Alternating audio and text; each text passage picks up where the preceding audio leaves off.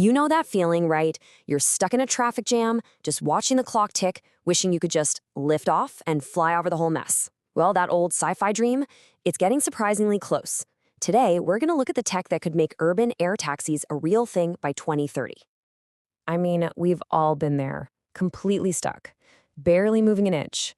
All you hear are car horns, you smell the exhaust fumes, and you get that little knot in your stomach, that feeling that you're going to be late. Again.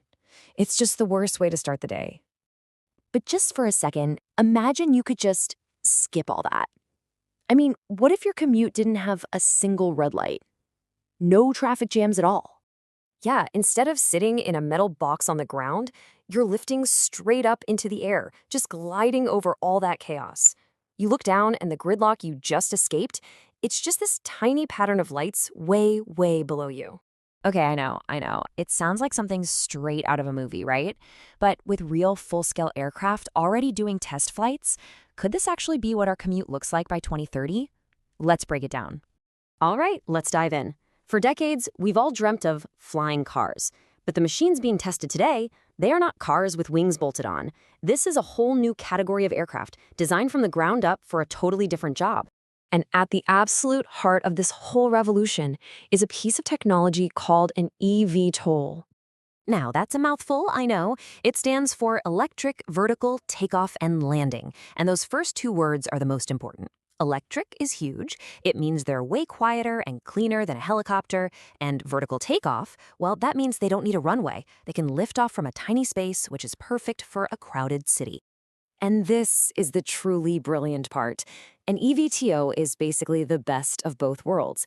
It takes off straight up, just like a helicopter, so it can launch from, say, a city rooftop. But as soon as it's in the air, it changes how it flies and moves forward like a super efficient airplane. That hybrid trick is what makes it a total game changer. This brings us to a really critical point. We have to kind of reset our expectations. Forget the idea of a personal flying car in every garage. That's the myth. The reality is a new kind of public transport, a purpose-built aircraft designed to do one job really, really well. So if you can't own one, how would you even use it? Well, that's where the whole air taxi model comes in. The business model is right there in the name. Don't think of it like buying a car. Think of it more like calling for a specialized Uber or hopping on a super-fast shuttle bus for the sky. These services are designed to fly short, specific routes where traffic is just awful. They'll connect the key parts of a city, like the financial district to the airport or a big train station to a business park. They're basically filling in the gaps in our current transportation networks. And here is the payoff. Think about a trip from Manhattan to JFK Airport. By car, that can easily be over an hour of pure stress. In an air taxi, that same trip could take just a few minutes. That incredible time savings is exactly why billions of dollars are being poured into this industry. And I just want to be super clear here. This isn't just some drawing on a computer. We're talking about major aviation companies flying full-scale piloted prototypes right now. And they're being developed with the exact same strict safety standards as any commercial jet you'd fly on. In aviation, safety is everything, period. But, okay, let's get real for a minute. Having the tech is one thing. Making it actually work in a place like New York City, that's a whole other ballgame. I mean, with that many people and that much air traffic, it's like that old song, right? If you can make it there, you can make it anywhere. New York is the ultimate test. So the path to getting these in the air has 4 huge hurdles. First, certification. Getting the green light from aviation authorities is a massive, multi-year process, and it's non-negotiable. Second, you need the infrastructure, landing pads, charging stations, and a way to manage all this new traffic. Third, cost.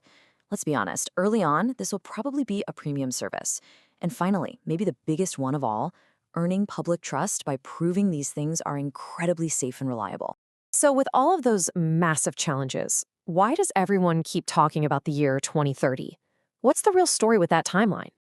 Yeah, what's so magical about 2030? Let's unpack what that year actually means for air taxis. See, the key thing to understand is that 2030 isn't the finish line. It's the starting line. It's the year that many people in the industry think they can finally clear all those hurdles and launch the very first, very limited commercial routes. So let's trace that path. Right now, today, prototypes are flying and being tested. The next few years are all about getting that bulletproof safety certification. And if everything goes according to plan, that sets them up to launch the very first services in 2030, but only on a few specific, carefully managed routes. So this is probably the biggest takeaway about the whole 2030 timeline. Is everyone going to be flying to work? No. Are these going to replace cars? Absolutely not. But will we have a brand new, real travel option for specific trips in major cities? All signs are pointing to yes. You know, there's a great quote that just perfectly sums this up. The future won't arrive all at once. It will arrive gradually. And that's exactly it.